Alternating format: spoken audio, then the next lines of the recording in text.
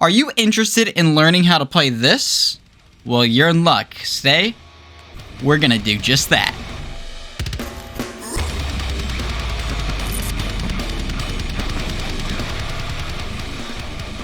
Welcome back, folks. Welcome back to the channel. Thank you for dropping by and your ongoing support. My name is Patrick, host of the EDH Brutality YouTube page, and welcome to a complete beginner's guide to Magic's most popular format, Elder Dragon Highlander.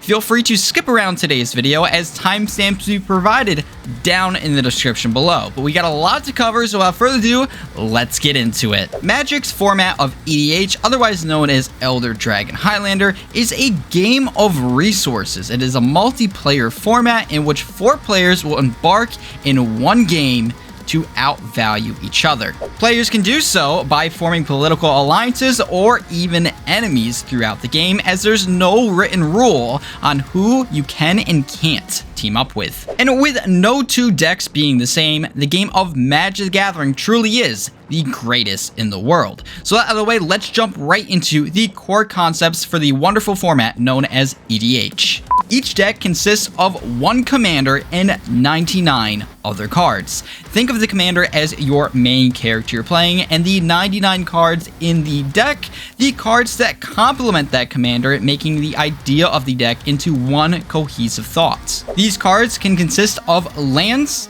enchantments, artifacts, creatures, planeswalkers, sorceries, and instants. And to make things even more interesting, aside from our basic lands, we can't have any identical cards within our deck. However, none of this will mean a damn thing if we don't know how to read the cards, so let's take a look at Krenko Mob Boss. As you can see, Krenko Mob Boss is the name of the specific card as seen in the top left-hand corner.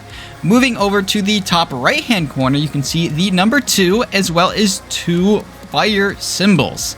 This is the casting cost of the creature. In other words, the cost we are going to need to pay in order to play this specific card. Now, there are many colors within the game of Magic the Gathering, but given the fact that this card is showing 2 red symbols, it's telling us we need 2 red mana. So to get red mana, we typically have to use our lands. Now, there are many different colored lands within the game of Magic the Gathering, so let's cover those real quick. We've got swamps producing black, forests producing green, islands producing blue, plains producing whites, and mountains producing red. And if you can't remember that, no need to worry, because there's typically a symbol associated with the land and what mana it produces. Now, going back to our Krenko Mob Boss, we can see he's got 2 red mana symbols, which means we need at least 2 mountains in play, as well as the number 2 by these said mana symbols, equating to we need an additional 2 mana of any color, for a total casting cost of 4 mana in order to play our Krenko Mob Boss. The second line of type will always identify what type of card it is. For example, Krenko is a legendary creature. And what type of creature is he? Well, he's a goblin, but he's also a warrior. And it should be noted, the only types of creatures eligible to be the commander, otherwise the main character of your deck, are none other than legendary creatures. That's not to say we can't play normal creatures within our deck, they just can't be our main character. Moving down to the lower portion of the card, we do have abilities. Krenko, for example, says tap and create X 1/1 red goblin creature tokens, where X is the number of goblins you control. The arrow turning over, or otherwise known as tap ability, is the payment in order to produce those number of goblins on Krenko's card. And tapping within the game of Magic the Gathering can be done at any point in the game, and all it really is turning a card over sideways to signify you are using its ability. Whenever a card is turned sideways, it cannot turn over once again until your following turn, unless it is somehow untapped back in its original position. But don't worry, it will return there on your next turn unless you have an effect that states otherwise. If a creature, however, is tapped sideways, he can no longer attack or block until the following turn. Below Krenko's ability, we do see Italicized Text, which, I'm going to say it, can be completely ignored. The These are quotes inserted by Wizards of the Coast simply to tell a story in what's happening around the world within the game of Magic the Gathering and have no input towards your gameplay. Moving to the bottom right of the card, exclusively towards creatures, there will always be a number here. Krenko is a 3/3, otherwise known as he's got 3 power, and his defense or toughness is also 3. This is how strong the creature is. And there you have it, the proper way to read a Magic the Gathering card, quick and easy. If there is a specific word or keyword you don't necessarily recognize or understand within the game, feel free to search online, as Google is your friend in most cases. Now that you all understand how to read a Magic card, let's describe how to set up your game board. The left-hand side of each board consists of 3 segments. The top left being the command zone. This is where you'll put your commander, otherwise your main character of your deck, ready to play. The middle being the library, or your full deck of cards. And lastly, a final blank section on the underside of your library, known as the graveyard. The graveyard is a section in the game where all cards within your own deck will go if they are killed or destroyed or even discarded while playing the game. And lastly, for further board organization, I recommend putting any and all land cards you play on the bottom portion of your field. This will allow separation from the rest of your cards, as well as easy access to use those lands properly and see what you really have in order to cast the other cards within your hand. Before starting the game, each player must draw 7 cards, and once they do, then you may begin in turn order. Each turn has 7 phases to it, the first being untap. Untap is the phase in which any cards that have been turned sideways on your side of the table will turn back up in their upright position. Remember how Krenko had to be turned sideways to use his ability? Well, during the untap is when he resumes his upright position, so you can use him again on this turn. After your untap, there is the upkeep step. This is the phase in the game where you can start playing instant speed spells. As a matter of fact, instant speed spells are the only cards within the game of Magic the Gathering that can be played at any point in the game, including your opponent's turn. After upkeep, there is the draw step, which you, the player, will draw a single card for that turn. After all, how are you supposed to play a card game if you run out of cards in hand? Once our draw step is over, we then proceed to our main phase. This is where all cards within our hand are now playable, not just instants. This is the phase where players will typically dump their hands to try to create value over their opponents. At the end of your main phase, it is time to go to combat. Now, you are not forced to attack during this portion, but if you are going to attack, this is the time to do so. If declaring attack, you must have creatures eligible in the upright position to do so. Any attacking creatures must then be tapped or turned over on their side. This signifies to the defending players that those creatures are attacking. Once they are turned on their side, you then declare which player those creatures are attacking. They can all dogpile the same player, or you could even split them up.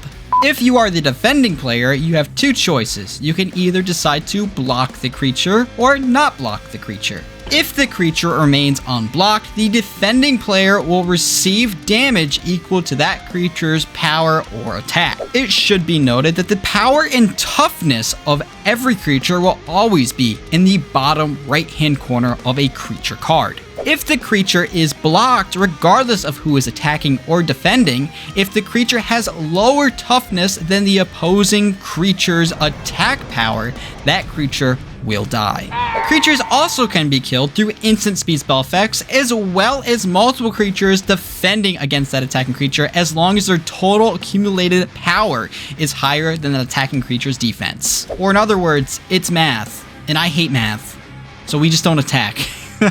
After combat, we do have a second main phase in which we're able to play our complete hand once more, as long as we have the resources to do so. And once we're done with that, the last step we have is our discard phase. Now, once we are moving to our discard phase, we are signifying the very end of our turn. During our discard, we can't play any more cards other than instant speed spells. And if we have over 7 cards in our hand, we unfortunately have to discard down to 7. If you have 7 or less, however, congratulations, you get to keep them all. Once this is over, our opponents will then go to their turn, repeating all 7 phases that we just went to, and all damage retained on our creatures throughout our turn will be healed. Now, as we wrap up today's video, before we jump right into the ways to win, we must first discuss some rules in which will help you understand the game a bit better. In your first main phase of any turn after drawing a card, you typically always want to start the turn off by playing a single land. And that's right, you can only play one land, just one per turn.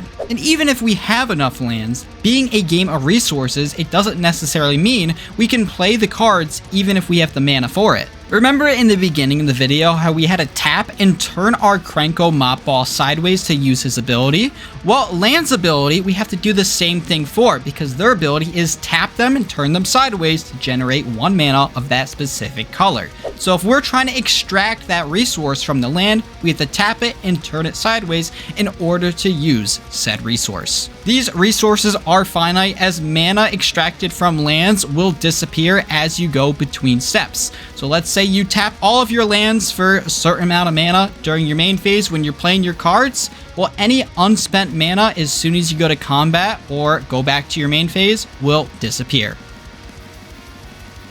Don't you worry, however, because as soon as we go to our next turn, when we untap again, all sideways cards will return to their upright positions where you can use them once again. It should be noted that our main character, the commander, can also be cast at any point during our main phase as long as we can pay its casting cost. If he is removed from play, however, we can either send him back to the graveyard or the command zone. But every single time he gets back to the command zone, he's going to cost an extra 2 mana for each time he's been there. And lastly, as mentioned prior, instant speed spells can be played at any point in the game, even in opponent's turn, which can lead to some very interesting interactions within the game. All you really have to know is if multiple people are playing instant speed spells simultaneously, the first one to play their card will be the last one resolving their effect. So first in equals last out. And with that out of the way, we can finally get into how to win your game. The first of which being alternate win cons. These are cards specifically designed in the game of Magic the Gathering that states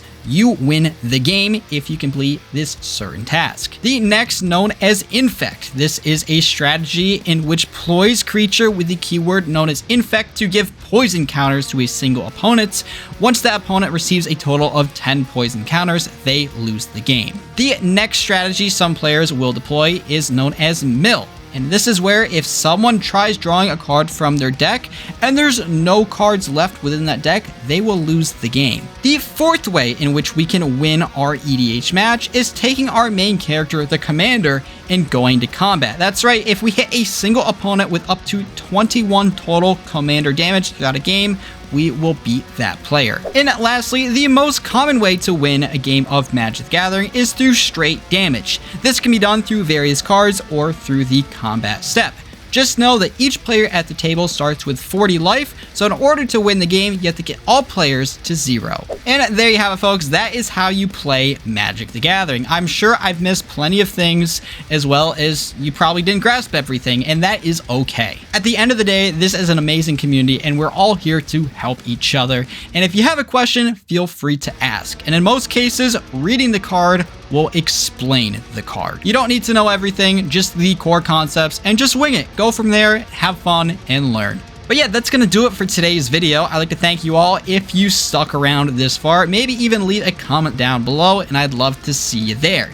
So with that being said, if you'd like to stay tuned for future videos here on the channel, make sure you like, subscribe, hit that notification bell down in the bottom right-hand corner of your screen. And as always, my name is Patrick, host of EDH Brutality. I thank you for watching, hope you enjoyed, and I'll see you in the next video. Peace out, guys.